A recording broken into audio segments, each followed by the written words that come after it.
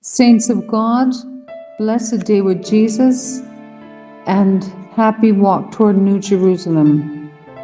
We continue studying our greatest need, and today we're going to study that we must pray for the baptism of the Holy Spirit. Our Father in heaven says we know how to give good gifts unto our children. How much more our Father in heaven will give us of the Holy Spirit if we ask Him. Are we asking every day? How much do we desire it? We need to pray as we have never prayed before for the baptism of the Holy Spirit. Have convocations with your friends or on the phone and pray, if need be, all night long. For if there ever was a time when we needed this baptism, it is now. The Holy Spirit must come upon God's people. Then the truth will go forth with mighty power. Do we realize the magnitude of the work in which we are engaged? If we did, there would be much more fervency in our prayers. We would plead for power as a hungry child pleads for bread. A great work is to be done, and those who know the truth should make mighty intercession for help. We need to cry to God, as did Jacob, for a fuller baptism of the Holy Spirit. The time remaining for labor is very short. Let there be much praying. Let the soul yearn after God. The offerings of the church have been in many instances more numerous than her prayers. Earnest prayers have not, like sharp sickles, followed the workers into the harvest field. There must be a spiritual awakening. They must have a personal interest, a burden of soul, to watch and pray for the success of the work. Let everyone who gives of his means also send up his prayers daily, that it may bring souls to the foot of the cross. Our greatest need is to become a fit vessel for the Holy Spirit to use.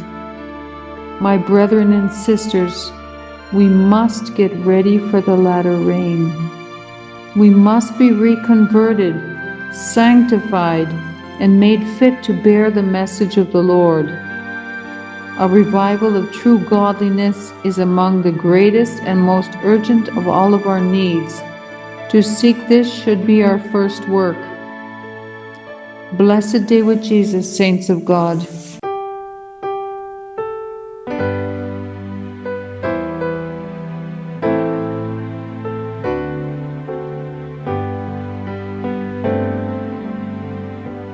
God sent His Son.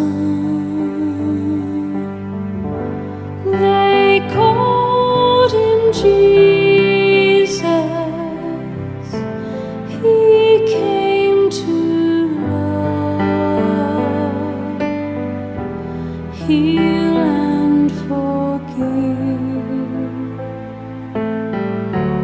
He lived and died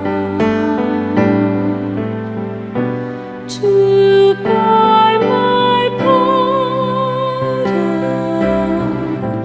An empty grave is there to prove my Savior lives,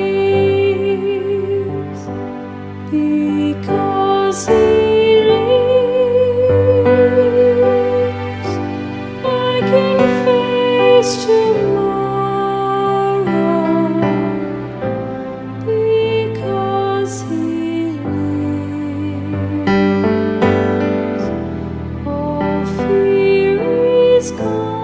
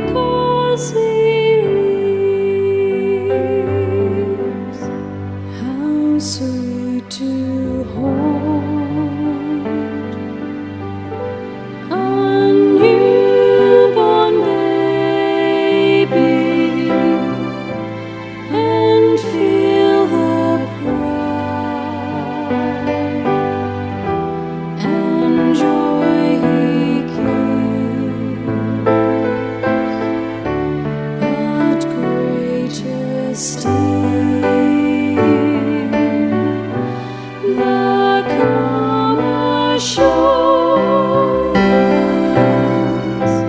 This child can face uncertain days because he lives. Because he lives, I can face tomorrow. Because he lives, all fear is gone. Because I know he holds the future, and life is worth the living just because he lives.